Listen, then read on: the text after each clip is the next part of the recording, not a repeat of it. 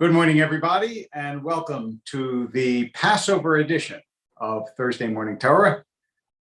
Today, we are going to continue our exploration of a couple of the themes of Pesach. And in order to do that, even though I don't know that I'll need to attend to it, but I did bring a Haggadah.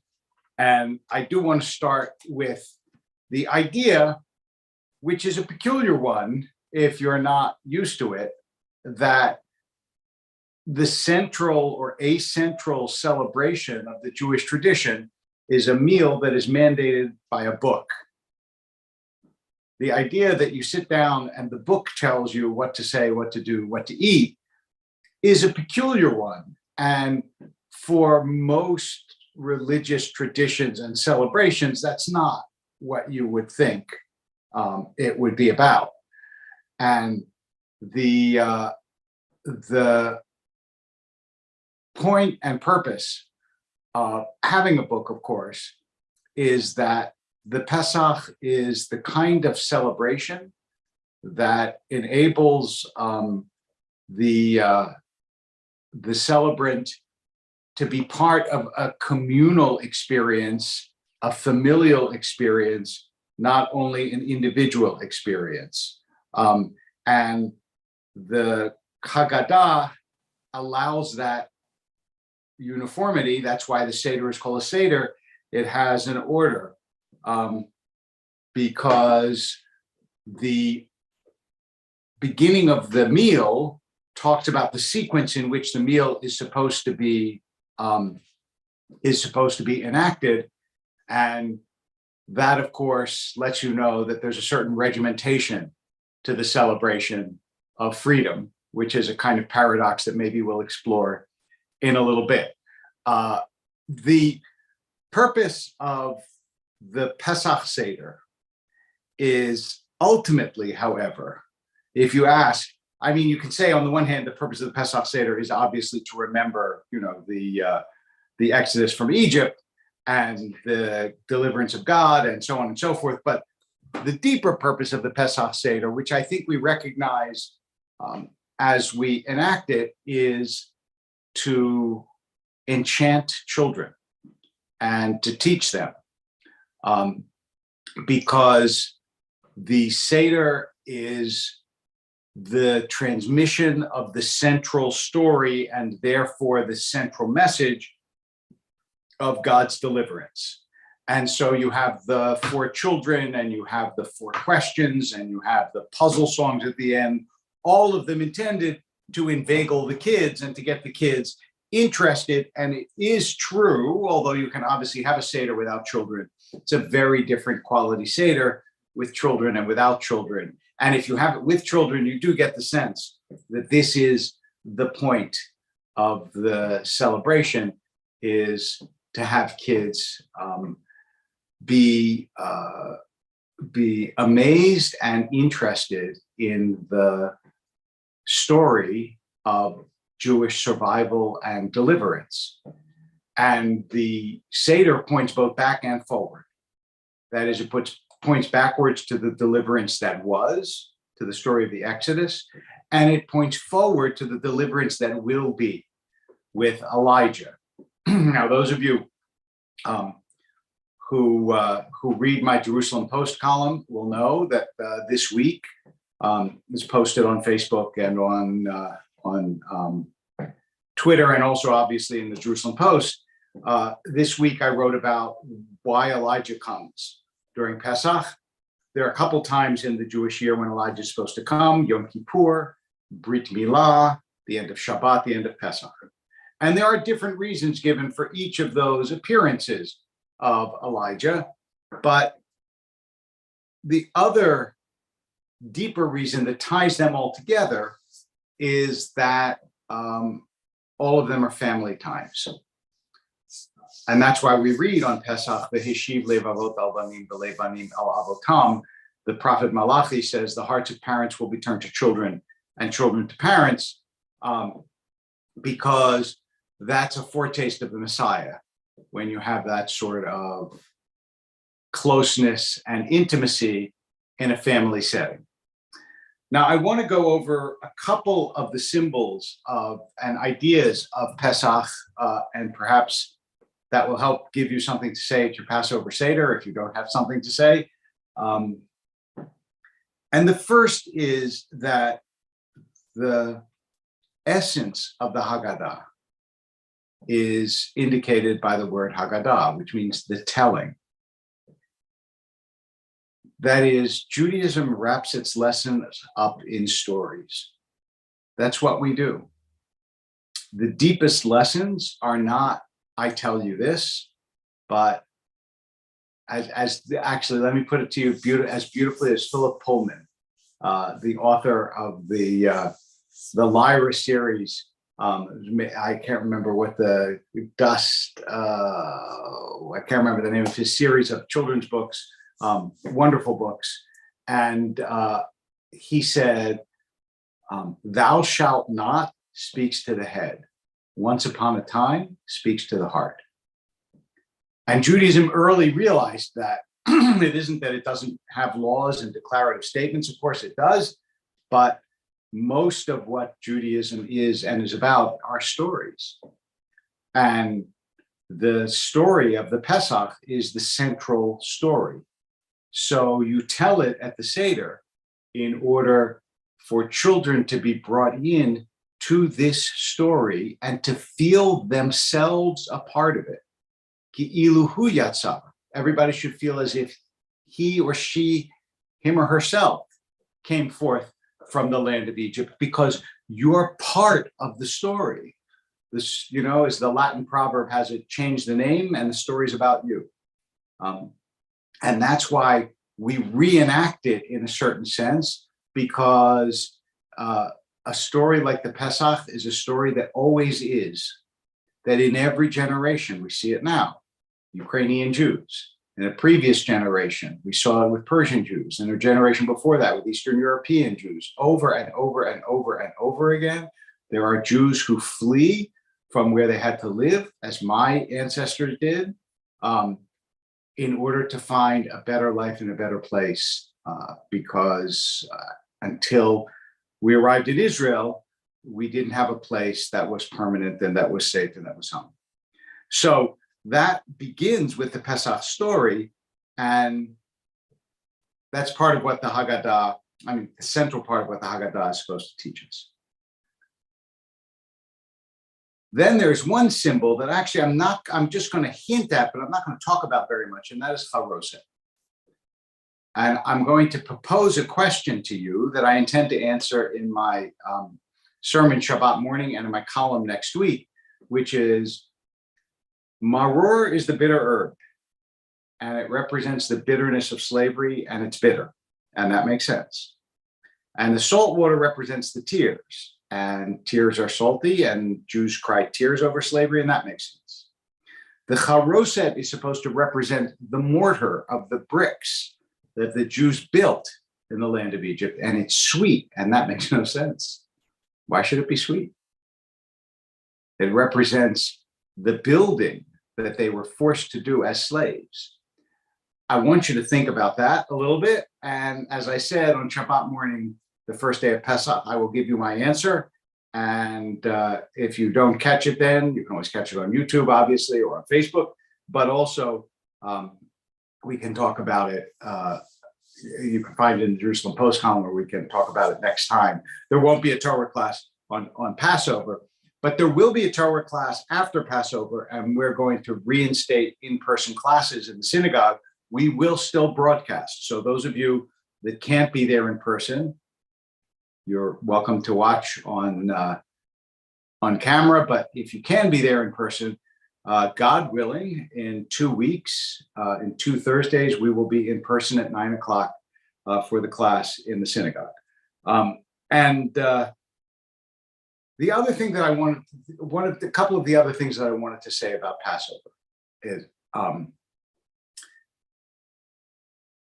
I mentioned a question last time, and I got a different answer to it in the course of the week. And I want to offer you the answer, even though I don't think that it's an entirely adequate one. It's one worth thinking about.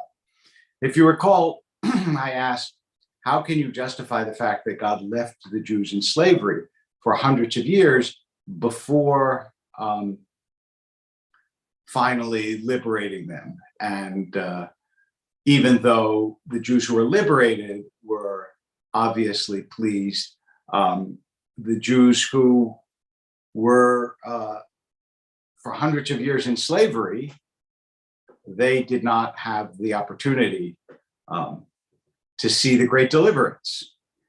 And my answer was, to the extent that it is possible to understand it today, that punishment and reward in the Torah is mostly corporate.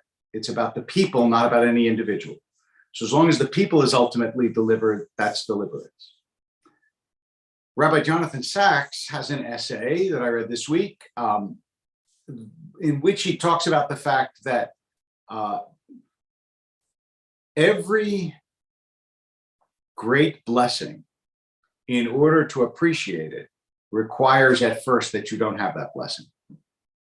Abraham doesn't really appreciate who the treasure of Isaac until he comes to the verge of losing him through the Akedah.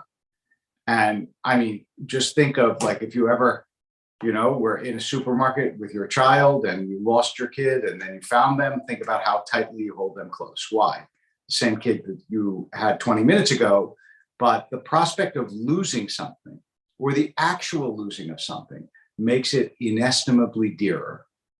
And so Sachs' read of this is that the Israelites actually had to lose their freedom, because had they not lost their freedom, they would not really have understood what it means to be free.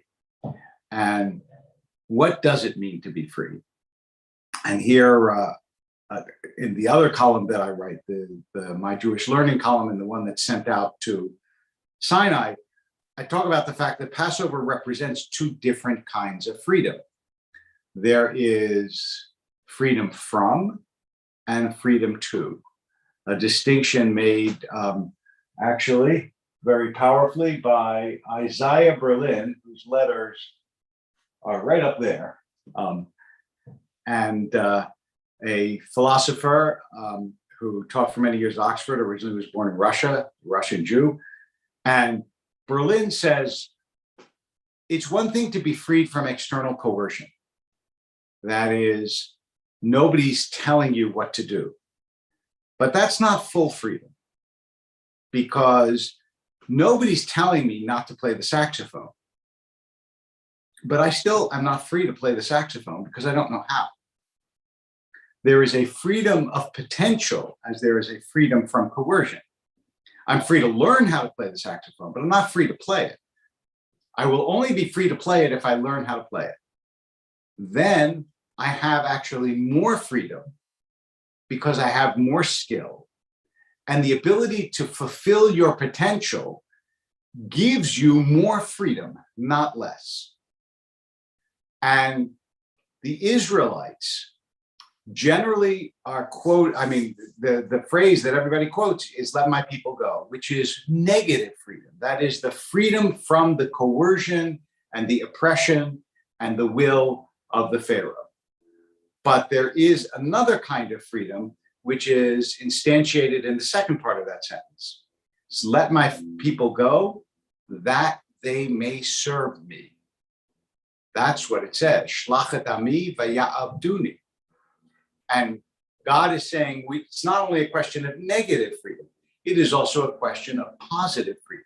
It's a question of being able to be free so that you can accomplish something in this world. And the idea of the Pesach, the deeper idea, is that it gives you tools through the Jewish tradition to fulfill your potential as a human being, to become who it is you are supposed to be. And therefore, not only talks about how other people can control you, but how you can control yourself, because that discipline is a deeper kind of freedom. I mean, what person is more free? The one who has self-discipline or the one who doesn't? The second lives a chaotic life and an undisciplined life and a life full of contingency and difficulty. And the first can live a life where they can realize what it is they want in this world. And I mean, given obviously contingent on all sorts of external circumstances, but in theory they can, because they have the discipline and the drive to do that. So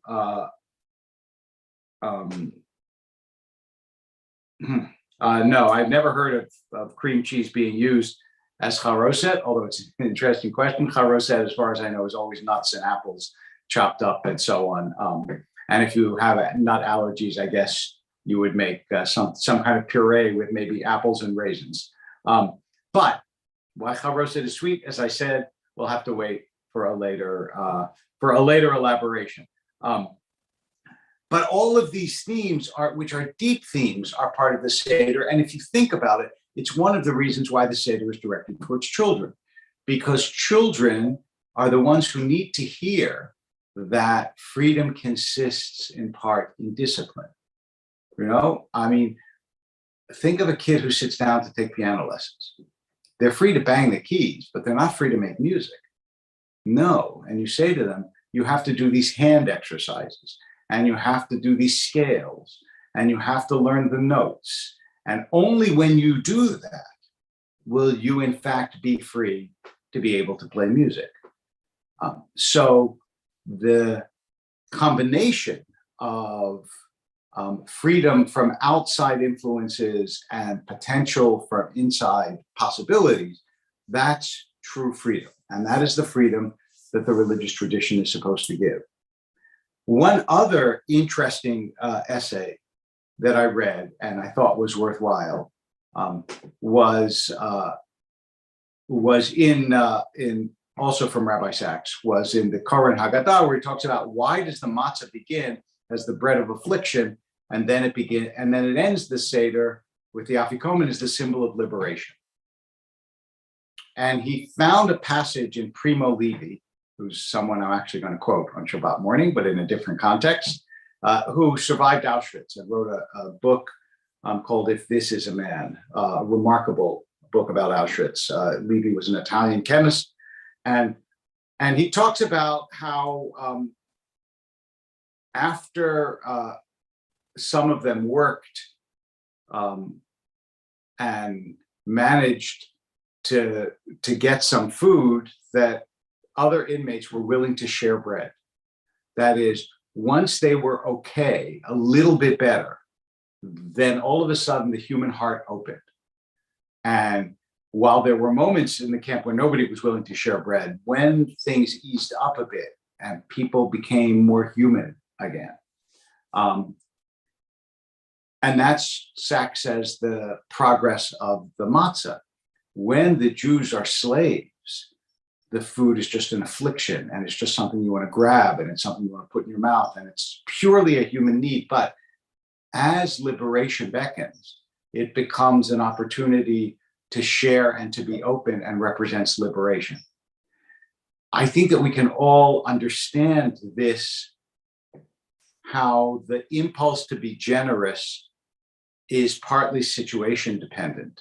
And if we can create conditions where people feel more secure and safe, it enables them much more easily to be generous. And of course, generosity is at the heart of the Pesach Seder. Let all who are hungry come and eat. We open the door not just for Elijah, but for the hungry, on the assumption that this is a time when everybody ought to have the possibility of celebrating the Passover, celebrating deliverance, and praising God. And remember that the blood on the doorpost, which was a sort of ancient mezuzah, was a signal and an act of faith. Because to put that on your doorpost signaled to the Egyptians, this is a Jewish house. Just like today, to put a mezuzah on your doorpost signals to people, this is a Jewish house.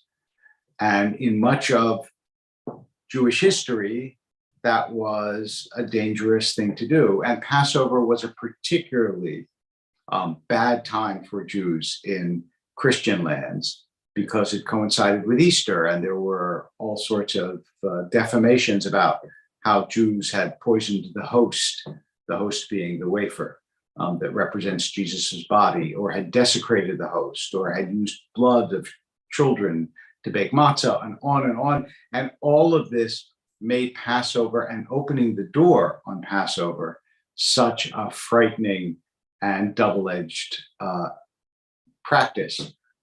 And part of the reason why the Haggadah preserves that tradition of opening the door and saying, Shvo chamatcha al hagoyim, pour out your wrath upon those who have been cruel and laid waste to Israel. And yes, I agree with Linda. It's the transformation, inner and outer, of hope and freedom.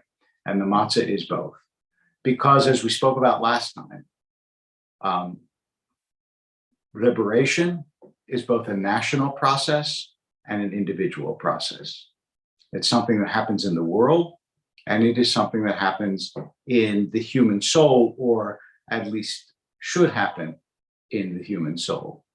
And Pesach represents that great struggle to try to create a world in which there is greater goodness, and to try to create a soul in which there is greater space and freedom. And the two often go in tandem in this world. That's why the tradition says that the mitzvot were given, rak litzaref et habriot, to refine human character. Because if you refine human character, then what human beings will be doing will be better, kinder, sweeter. And that certainly is something to hope for on this Pesach. And it's one of the reasons, by the way, why the events in the world tend to intrude on the Passover particularly. And I think that many people around the world, many Jews around the world, will be in one way or another remembering Ukrainians on this Pesach holiday. So that's a little bit about the Haggadah, about the seder. I hope that you will join us on Shabbat morning when we'll have much more and talk about this, and also talk about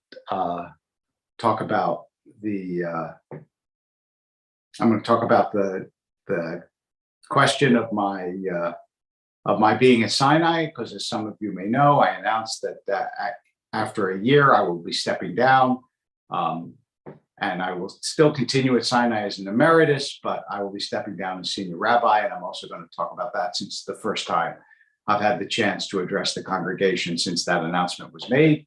And I hope that you will come along and join us.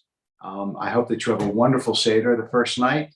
Chag Kasher B'Sameach, that your holiday is filled with ritual, with family, with people that you love, people that you're close to, or people that you become close to in the course of celebrating this wonderful holiday together. And may the coming year be a year of more freedom, both inside our souls and, God willing, inside the world. Take care. Chag Sameach.